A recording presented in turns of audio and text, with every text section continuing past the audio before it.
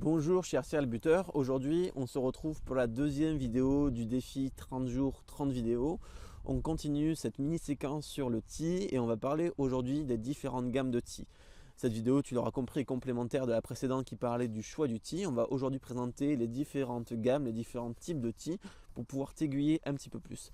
Donc en général, les tees sont classés en trois catégories, les petits, les moyens et les grands. Voici un petit,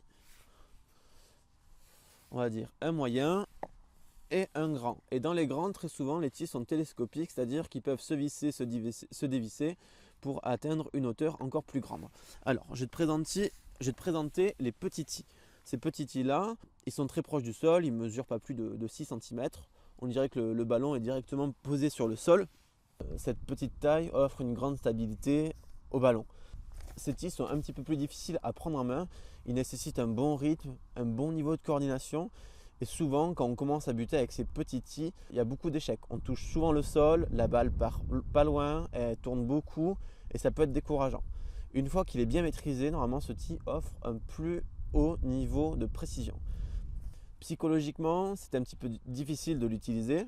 Pourquoi? Parce que le buteur se retrouve avec la question mais comment je vais réussir à faire décoller la balle et à lui faire avoir une hauteur au moins convenable. En réalité, on peut avoir une très belle hauteur et de très belles trajectoires avec ce petit tee. Et la preuve en est, les deux meilleurs buteurs mondiaux que sont Wilkinson et Carter utilisaient des tees de très petite taille. Wilkinson utilisait ce genre de tee en plastique dur que tu pourras trouver dans différentes marques, que ce soit Pro Touch, Gilbert, etc. Et Dan Carter utilise ce tee-là qui est plus léger, un petit peu plus déformable et qui est de très bonne qualité. On va passer maintenant au tee de moyenne taille. Donc celui qui représente le mieux le tee de moyenne taille, c'est quand même le plot. C'est ce par quoi beaucoup de buteurs ont commencé. Il y a un socle qui commence à apparaître comme sur celui-ci et libère un peu le buteur de la fameuse question mais comment je vais réussir à faire décoller la balle. Il mesure un petit peu plus de 6 cm, entre 6 et 10 cm. Et c'est avec ce genre de tee, les tees moyens, qu'on va commencer à avoir des buteurs incliner leur ballon un peu plus vers l'avant. Il y a de célèbres buteurs qui l'utilisent. Bon, Lionel Boxis utilise le plot et par exemple Juan Pinar utilise le Gilbert 450. On va passer ensuite à la gamme de tees, la haut. Donc par exemple, comme celui-ci qui est de marque Gilbert ou encore celui-ci de marque Kipsta. Alors ces tees, ils sont très intéressants pour les jeunes buteurs. Pourquoi? Parce qu'ils nécessitent un niveau de coordination moindre et la balle est beaucoup plus facile à faire décoller. On peut très rapidement avoir des trajectoires de balle assez satisfaisantes.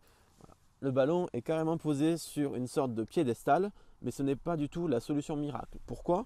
Il faut un niveau de souplesse suffisant pour pouvoir lever la jambe sans être trop déséquilibré. Ensuite, le fait de lever la jambe et de cueillir la balle peut amener à une déviation du buteur et à faire un swing en découpant la balle, sans trop aller vers l'avant et vers la cible. Et ceci est une erreur.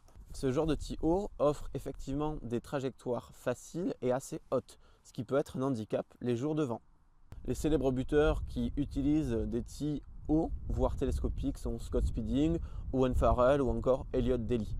Donc, comme vous l'aurez compris, la hauteur du tee est très importante et va avoir une influence directe sur la technique du buteur et sa réussite. Dans une prochaine vidéo, je vais vous donner le deuxième facteur à absolument prendre en compte pour être sûr d'être bien équipé et que l'on méconnaît bien trop souvent quand on est buteur, c'est la question de la masse.